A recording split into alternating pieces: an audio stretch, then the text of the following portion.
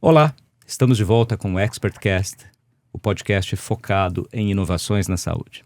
Eu sou Gustavo Meirelles, médico radiologista, vice-presidente médico da AFIA e fundador da comunidade de inovação em saúde. E é um prazer ter você com a gente para mais um episódio do nosso podcast. Hoje eu tenho o prazer de continuar a nossa discussão sobre inovações nas emergências, com grande foco na inteligência artificial, mas falando também de triagem, teleatendimento. E para isso eu tenho o prazer de receber novamente a Leila e o Roger, que estiveram aqui com a gente e já me ensinaram bastante na primeira metade do episódio. A gente vai continuar aqui hoje falando sobre hospital em casa, sobre letramento dos pacientes nessa era digital. Bem, tem muita coisa boa. Muito obrigado de novo pela presença. Obrigada. Vou começar de novo com você, Leila. E a gente falou aqui no primeiro episódio muito sobre triagem baseada em inteligência artificial. Conversamos sobre ferramentas de apoio à tomada de decisão nos prontos-socorros. Olhando para a experiência que você tem no Hospital das Clínicas, agora à frente da informática assistencial e que você teve durante muitos anos ali também no pronto-socorro, como é que você acha que a gente vai conseguir garantir que essas inovações, né, que a gente está falando aqui hoje, não fiquem restritas ao HC ou ao Mass General, no caso aqui do Roger, e que possam estar no Brasil inteiro, no mundo inteiro? Em relação ao acesso, né, a essas inovações, eu acho que o Ministério da Saúde, né, já tem feito muito por isso. A criação de uma pasta, né, temos agora o SUS digital. Então, temos, inclusive, para a gente, como Hospital das Clínicas, antigamente a gente fazia teleconsulta, mas não conseguia nem faturar por isso. Hoje em dia a gente já tem códigos, já está incorporado. Então, acho que isso é a primeira parte, né? Porque a gente tem que garantir essa sustentabilidade até financeira, para que a gente consiga ofertar um teleatendimento para o paciente, por exemplo. Um desafio que a gente tem em relação a aumentar o acesso a essas ferramentas um pouco em relação à população, né? A população nem sempre tem pacote de dados para fazer uma teleconsulta. Foi uma situação que a gente enfrentou na implantação das teleconsultas no HC, que a gente não imaginava, assim, né? Que impactaria tanto. Mesmo ter um espaço isolado para você fazer uma teleconsulta, dependendo do domicílio do paciente, ele não tinha a privacidade necessária para consulta. Fora a questão do letramento digital mesmo, né? Então, a gente fez campanhas, mostramos como funcionava o aplicativo. A partir do momento que o paciente consegue, com a ajuda de um neto, às vezes, um filho, né? Uma população mais idosa, eles gostam muito da experiência. Porque você evita o deslocamento e num hospital público, às vezes o paciente não é atendido, né, na hora que estava agendada. Então, assim, a experiência do paciente na teleconsulta é muito boa. Mas até que você consiga garantir todas essas etapas, né, são algumas barreiras que a gente tem que superar. Então, tanto a questão do letramento digital, questão social mesmo, dos pacientes, né? Agora, em relação, acho que a expandir isso para fora do HC, eu acho que vem muito com essa questão de legislação mesmo e estímulo financeiro. Então, acho que só o fato, aí falando em SUS, né, de já ter colocado essas atividades de saúde digital numa tabela de faturamento, isso já é um estímulo, né? Faz com que isso não fique só dentro do HC. Então, acho que são essas grandes oportunidades. A gente está, em relação a dados também, né? A gente produz muitos dados e o Ministério da Saúde também está apoiando com a RNDS. Então, acho que a gente tem vários projetos que a gente consegue expandir fora do HC porque temos esse apoio aí, esse alinhamento com o governo, né? Então, acho que é a forma que a gente vê essa expansão da inovação. São ótimos pontos que você traz. Eu tive o prazer de falar com a Ana Estela Haddad aqui no ExpertCast, tem poucas semanas, a gente conversou e ela trouxe diversas inovações que a CEIDIG, né, que é a Secretaria de Saúde Digital e Informação, liderada por ela, está trazendo já para o setor de saúde aqui no Brasil. Então falou do meu SUS digital, falou da RNDS, das infovias que já existem em diversas regiões menos assistidas. Me lembro de alguns casos interessantes, assim, puxa, paciente que vai ter uma consulta daqui a 2 dias, ele recebe antes do aviso, olha, sua consulta é daqui a 2 dias, recebe com 24 horas antes da consulta, e depois da consulta ele recebe um formulário para ele avaliar a consulta e o profissional de saúde que o atendeu. Tá? Então, muito bacana já digitalizar a experiência como um todo.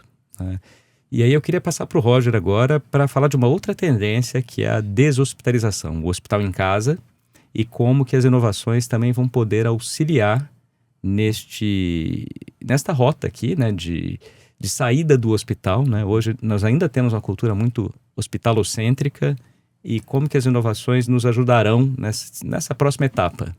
Não, perfeito. Se me permitir, eu gostaria de também fazer um comentário Lógico, sobre essa parte do acesso, né, que é uma parte que eu venho refletindo bastante. Normalmente é uma pergunta que é muito comum quando a gente fala de inteligência artificial e todo o potencial da tecnologia, e o médico que não usa inteligência artificial vai ser substituído pela quem usa e tudo mais, né? Que é uma questão extremamente importante, que é normalmente toda nova tecnologia, né? Quando ela vem, principalmente quando ela é revolucionária, ela tem um custo, né? No começo que é muito grande, né? E vai, lógico, até virar commodity, né? E ter uma economia de escala, é um tempo muito grande. Então, se a gente está falando que existe um potencial para que os médicos, hospitais que usam inteligência artificial vão conseguir trazer um cuidado mais seguro e melhor para os pacientes, e aqueles que não têm as condições de pagar por essa tecnologia, né? Hoje a gente já vive em um mundo, né, do ponto de vista de saúde, extremamente com uma inequalidade em saúde muito grande, né, de acesso a recursos, a qualidade. Se nós estamos falando que agora a qualidade do cuidado vai depender de um recurso tecnológico que tem um custo muito alto, nós não iremos aumentar essa inequalidade. Então é uma reflexão extremamente importante para pensarmos a nível de sociedade, né? Em contrabalanço a isso, um outro aspecto que eu gostaria de trazer, que é um fenômeno chamado de leapfrog. Não sei se melhor seria o salto do sapo ou alguma coisa assim, né? E que aconteceu, por exemplo, nos países da África, quando a gente pensa na parte financeira, né? Então, na parte financeira, nós tínhamos cheque e dinheiro vivo, cartão de crédito, né, que mudou, digitalizou, e depois os apps de pagamento e tudo mais, né? Então, você pensar os Estados Unidos, ele fez essa transição, né? Eu acho que o Brasil seguiu muito. Na África, a gente teve a transição do dinheiro vivo, do cheque, direto para o app. Então, pulou o cartão de crédito, né? Então, o que pode acontecer na área da saúde, eu acho que isso pode acontecer no Brasil, que se a gente pensar assim, saúde digital, né, a iniciativa de saúde digital nos Estados Unidos tem décadas, né? E a gente está aqui agora falando de saúde digital, mas já veio IA. Eu acho que a gente pode pular de uma saúde que ela é mais aí analógica, mais manual, direto para uma IA, pulando essa parte da saúde digital que foram décadas aí nos Estados Unidos, né? Essa parte de leapfrog que a gente fala, e ganhar muita eficiência, né? Aqui quando a gente usa a inteligência artificial. No entanto, é muito importante a gente pensar em todo o custo, né? E como que o custo impacta a questão do acesso. Achei muito interessante o que a Leila falou, que é pensar na viabilidade financeira, né? Alguém tem que pagar a conta, né? A saúde, prover saúde para as pessoas, né? Muitas vezes um serviço, um produto, né? Ela não é caridade. Alguém tem que pagar a conta, o dinheiro tem que sair de algum lugar. Então, quando eu penso quais são os mecanismos para dar acesso, eu acho que, né, esse aspecto de ter um mecanismo financeiro de reembolso, de pagamento por esse serviço é importante. Dá o exemplo do SUS. Lá nos Estados Unidos, aí já fazendo o link aqui direto com o hospital em casa, né? Então, vou explicar primeiro o modelo e vou explicar por que eu estou falando isso do modelo de pagamento. Porque ele só existe hoje porque existe um modelo de pagamento para o hospital em casa, né? Mas qual que é a ideia? Principalmente, é importante não confundir, a gente chama de hospital at home com home care, né? Então, home care a gente sabe, né? Tem o cuidado em casa e tudo mais. O hospital at home, ou hospital em casa, ele é aquele paciente agudo, né, que vai para o pronto-socorro, unidade de emergência, que tem indicação de internação hospitalar, não numa UTI, mas numa enfermaria, por exemplo, tratar uma pneumonia, uma infecção, fazer uma investigação. Mas, ao invés de internar esse paciente no hospital, a gente interna esse paciente em casa. E ele fica num hospital virtual. Então, ele tem o leito dele virtual. Ele está no prontuário eletrônico como internado, mas esse paciente está em casa. Olha que interessante. Né? E aí você traz o hospital ao paciente, ao invés do paciente vir ao hospital. Então, se esse paciente precisa de antibiótico endovenoso 3 vezes ao dia, vai ter alguém, no caso dos Estados Unidos, de Boston, é o sistema pré-hospitalar de paramédicos, que ele é diferente aqui do Brasil, que ele é todo público, bombeiro, SAMU, ele é todo privado, na maioria das vezes, né?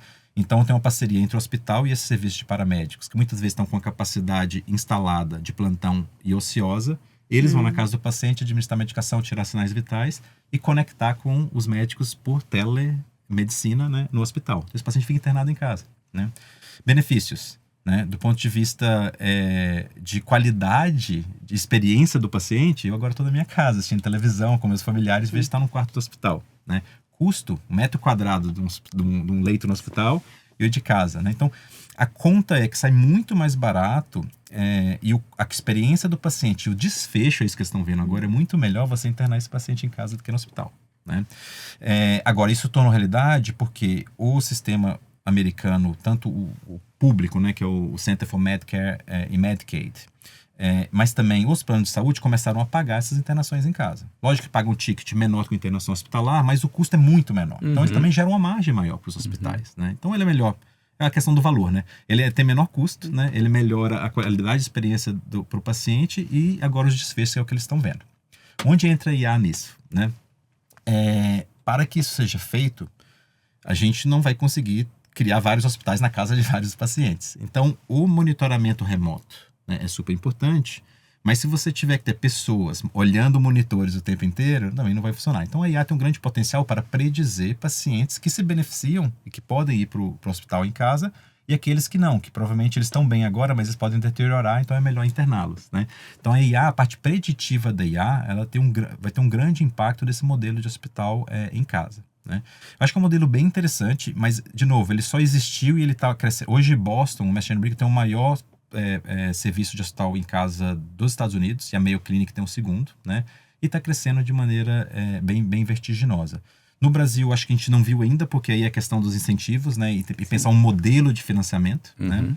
Mas se você pensar mesmo para um plano de saúde, né? Você sabendo que o mesmo paciente que ficaria 5 dias no hospital, agora você vai pagar os 5 dias menos, porque ele está em casa, isso é melhor para o hospital, vai gastar menos ainda, né? Existe ali um potencial grande de valor em saúde, né? Para esse modelo. Né? E eu acho que a IA ela vai ser essencial para a gente poder escalar. Porque se eu precisar de ambulância, ficar monitorando e precisar ter uma equipe aqui no hospital olhando monitores e vendo alertas, né? Não vai ser escalável. Então a IA para primeiro predizer, de novo, triagem, né? Tomada de decisão. Esse paciente ele vai para cá ou para lá? Qual o recurso que esse paciente precisa? Mas também para monitorizar esse paciente em tempo real. E detectar, por exemplo, esse paciente tem uma chance de deteriorização, parada cardíaca, de choque, de desaturação de oxigênio nas próximas 4 horas, né? Então, essa parte que a gente fala, o Early Warning Systems, né? Um sistema que consegue dar aí sinais precoces, né, de deteriorização clínica, vai ser essencial. E a IA vai ter um papel muito importante aí. Nossa, é muito interessante. É um ganha-ganha-ganha, né? Porque a gente vê os hospitais conseguindo gerar mais valor ali com aqueles pacientes que realmente precisam de uma internação hospitalar, que tem que estar internados e não em casa, para uma operadora, para uma fonte pagadora muito melhor, e para o paciente já está em casa, né? Acho que para todo mundo, quem não gostaria de ficar em casa. Eu estou só lembrando da minha filha aqui, que eu vou ter que fazer um pequeno procedimento, e tava, como é que eu conto para as crianças, tudo. Eu fui contar para ela que eu ia ter que ficar talvez uma noite no hospital e ela falou, nossa, mas que ótimo. Eu falei, como assim, né? Não, mas lá tem uma gelatina muito boa. Não sei se ela lembrava de uma vez que foi. Então, acho que vai ser a única que vai preferir ir para o hospital por causa da gelatina. Mas, bem, a gente vai aqui para uma pergunta para os dois agora. Eu vou primeiro para a Leila, depois Roger.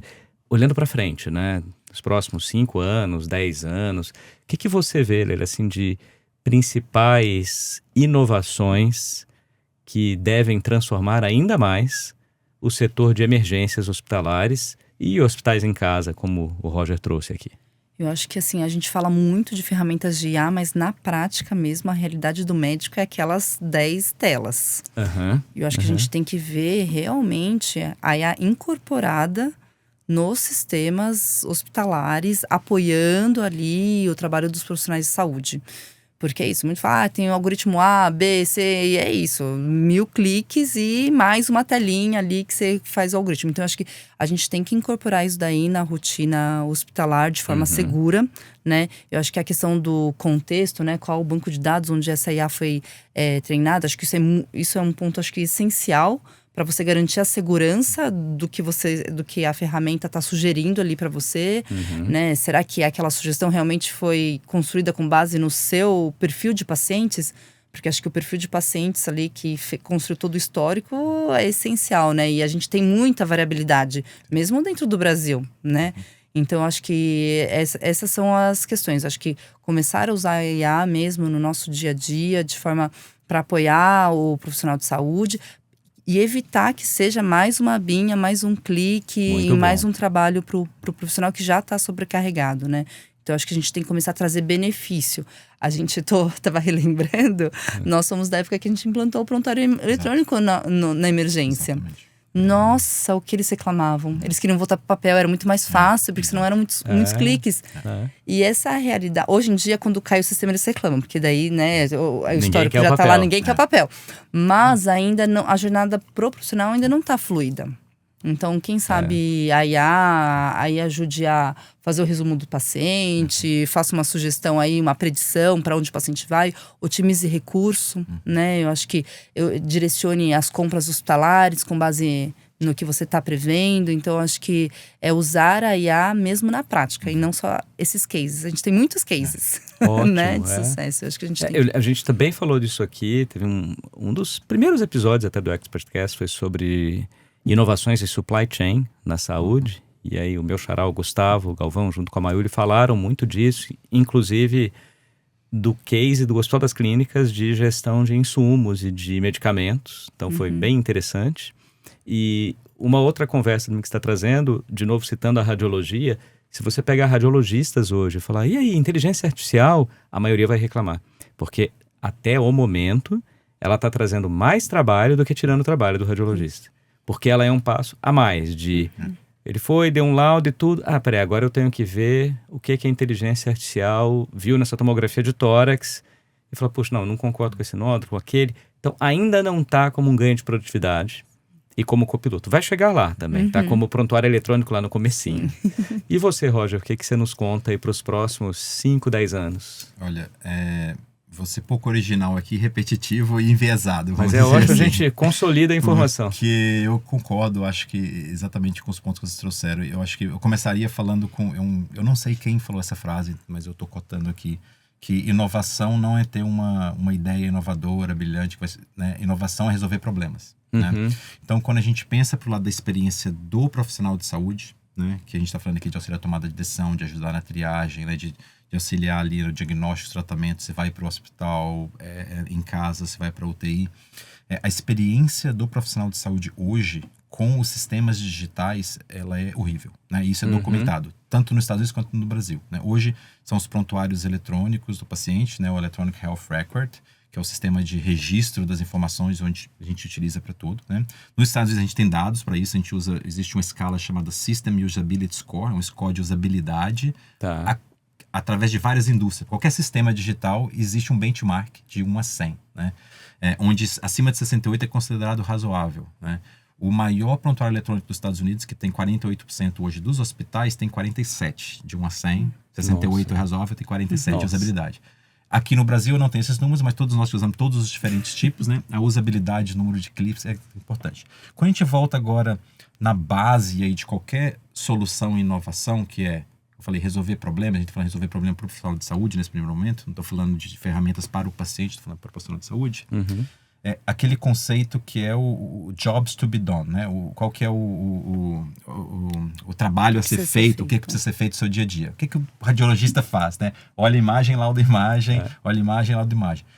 A inovação é como que eu faço isso mais fácil. Que eu faço a sua vida, o seu trabalho, ele ser mais fácil, ser mais rápido, ser mais prazeroso, né? Então, quando a gente pensa em novos sistemas que são digitais, de IA e tudo mais, eu acho que a grande inovação não vai ser no modelo de IA de inteligência, não vai ser na inteligência da IA. Isso vai acontecer em qualquer área, né? Ela acontece fora da medicina e a gente trata a medicina. Eu acho que a grande inovação vai ser como integrar a IA dentro do fluxo de trabalho do médico. Quando eu falo fluxo de trabalho, não é dentro do sistema da programação. É integrar a IA em como o médico ou a médica pensam, como eles fazem um raciocínio clínico, como eles praticam a medicina, né? Então, a gente não pode aprender um novo sistema e novos steps, né, para fazer algo. Esse novo sistema que tem que se adaptar à maneira como o médico pensa e faz o seu trabalho, que é o exemplo que você deu, né? E a gente tem que remover cliques, né? Então, para cada clique que a gente adiciona com o novo sistema de IA, a gente tem que remover 2, porque senão não vai inovar, né?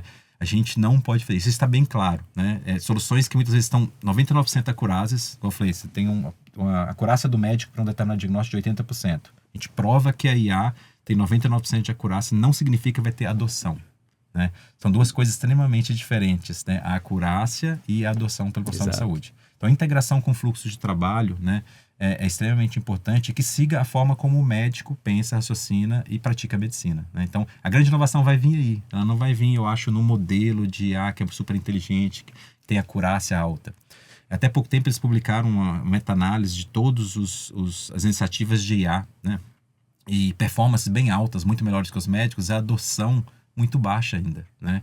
Eu falei daqui do AI Scribe, né, que faz o ambient listening, que escuta a consulta. Esse é um que a gente fala muito, mas é só ele. Tipo assim, quantos outros, né, provas de conceitos, pilotos estão rodando em hospitais, e a taxa de piloto para realmente implementação, normalmente eles esbarram na parte de integração com os dados, né, do hospital, porque funciona muito bem ali num demo, mas na hora que você fala assim, vamos implementar com o database do hospital, né, as soluções elas não conseguem lidar com o fato de que não existe nenhuma interoperabilidade.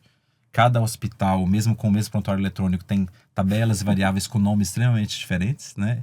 Então, a inovação ela vai vir, eu acho, mais nessa parte de integração com o fluxo de trabalho, fazer a vida do médico, né? O trabalho do médico ser mais fácil, mais rápido e mais eficiente, né? E a inovação, então, muitas vezes não vai ser técnica, né? Ela vai ser muito nisso que a gente chama, são os fatores humanos do Human-Machine Interaction, a interação entre homens e máquinas e homens e sistemas, né? Existe todo um campo de ciência em volta disso, né? Então a gente tem que evoluir mais nessa parte, talvez focar menos na parte técnica, o meu modelo é 99% acurácia, e entender como que os profissionais de saúde fazem os trabalhos deles e como é que a gente consegue integrar, né, essas soluções nesse fluxo de trabalho. Então eu imagino a inovação aí dos 5 a 10 anos que vai fazer diferença, que vai resolver problema, sendo algo mais de fatores humanos do que fatores artificiais. Olha, excelente, excelente. Bem, 2 visões ultra inspiradoras aqui, olhando para frente. Espero que isso se concretize. A gente certamente vai ter a inovação atuando a favor dos profissionais de saúde e principalmente dos pacientes, né? Agradeço muito a presença dos dois aqui, mas antes da gente acabar, tem o tradicional papo rápido, né? Perguntas que eu sempre repito aqui para os meus convidados e convidadas. Então, a primeira delas, e aí passo para vocês dois, deixo quem quiser começar. É uma dica cultural, pode ser uma viagem, pode ser um filme, pode ser uma série, o que vocês quiserem aqui. Quem começa? Uma viagem para o Alasca. Uma viagem para o Alasca, puxa. Essa eu não fui ainda, gostaria bastante também. Ótima dica, ótima dica. E você, Roger? Bom, também enviesado, eu sou fascinado com a história da medicina. O Museu do Cirurgião na Escócia, na cidade de Edinburgh. Olha, interessante. É algo fascinante que realmente eu aprendi muito sobre a história da medicina lá. A gente consegue ver como a medicina enquanto ciência surgiu ali no século XVIII. Então, Museu do Cirurgião em Edimburgo, né? Edimburgo, na Escócia. Que interessante, nunca tinha ouvido falar desse. Então, estamos conhecendo aqui agora. Aí, uma segunda pergunta para vocês. O que você faz para cuidar da própria saúde? Desconectar. Tão bom, né? Tão bom. Infelizmente a gente não... Desconectar, ficar com as crianças. Eu acho que isso já é a maior desconexão do celular. Com tempo de qualidade, ficar de verdade, né? Não aquele ficar a cabeça num outro lugar. Sim. Tão difícil hoje em dia, né? Tão difícil e é uma grande inovação. Exato. Deixar o celular... nem deixo. Meu relógio é bem analógico. Muito bom. Não tenho até para ficar desconectada, mas ainda mais. E você, Roger, o que você faz? Saúde, atividade... O princípio básico, né? Acho que atividade física e alimentação são 2 coisas que eu tô focando bastante nesses últimos anos aí. Pretendo focar, principalmente nas próximas décadas.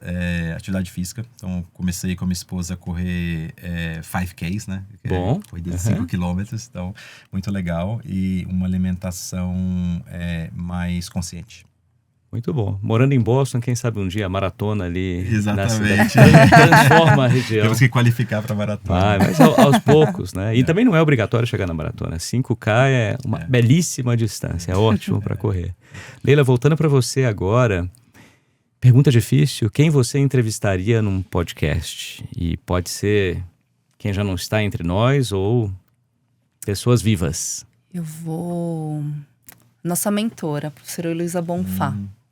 Olha aqui, uma boa dica. Posso convidá-la aqui, hein? Vou convidá-la para o ExpertCast. Sempre aprendo muito com ela, sempre.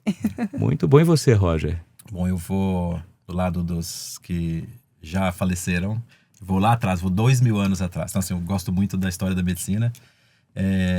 comecei a colecionar livros antigos de medicina. Olha, nessa última viagem, eu consegui adquirir um livro de 1555. Olha, que bacana. De um médico alemão que fez uma das primeiras traduções depois da época medieval do Hipócrates, do grego direto para o latim. Então seria o Hipócrates, então mais de 2 anos atrás, né? E eu sou fascinado, embora eu sou muito fascinado com a tecnologia, né? Trabalho hoje com IA e tudo. Eu sou extremamente fascinado de como era a prática da medicina onde a gente não tinha nenhuma tecnologia, né? Mas principalmente na época do Hipócrates, eu acho que quando ela se tornou, desprendeu um pouco da religião, do misticismo e começou a virar mais científica, né? Então, entrevistaria o Hipócrates aí, se pudesse voltar. Seria muito bacana, muito bacana. Bem, como a gente não sabe quem citou a frase, vou citar aqui a do Roger. Inovação é resolver problemas. Então, já que inovação é resolver problemas, segundo Roger Dias, Leila, qual a sua inovação predileta? Streaming. Canais de streaming. Canais de streaming, de áudio e de vídeo. Eu gosto de vídeo. Áudio não me adaptei muito. Eu gosto de vídeo. Então, para quem vídeo, siga Expertcast, né? O streaming do Expertcast no YouTube, no Spotify, Apple, estamos todos lá. E você, Roger? Olha, a primeira que veio à cabeça, também enviesada, é a inteligência artificial. E para mim é a predileta, porque eu acho que é a inovação que resolve e vai resolver a maioria dos problemas que eu tenho no meu dia a dia. Tomara, né? Então, tomara. Eu já uso, né, para todas as áreas, e eu acho que tem um potencial muito grande de resolver problemas a nível de sociedade, né? Tem todos os riscos que a gente, né, sempre tem que estar consciente, né? Mas eu acho que o potencial e o impacto, né, de resolver problemas da inteligência artificial tem um potencial muito grande a nível de sociedade. Então, inteligência artificial. Muito bom. Olha, foi excelente. Aprendi muito aqui com essa dupla. Leila, Roger, amigos de residência, agora se reencontrando aqui no Expertcast. Muito obrigado pela presença. Foi excelente para falarmos mais sobre inovações nas emergências. Aprendi sobre Hospital at Home, sobre triagem, veio um monte de matérias interessantes. Muito obrigado de novo a vocês dois. Muito obrigado pelo convite. Bem, para você que está nos acompanhando, não deixe de seguir o Expertcast na sua plataforma preferida. Aproveita, nos dá 5 estrelas, manda para os seus amigos, contatos, divulga nas suas redes sociais. É assim que a gente consegue compartilhar informações de qualidade sobre inovação na saúde. O Expertcast tem o apoio da Agfa Radiology Solutions e tem a produção da SoulPods. E eu deixo também o convite para você participar da comunidade de inovação em saúde. Já tem mais de 12 mil integrantes. Nossos grupos no WhatsApp são abertos e gratuitos. Temos também a página no LinkedIn, no Instagram. Tudo isso você encontra no nosso site www.inovaçãosaude.com. Muito obrigado pela companhia e até o próximo episódio.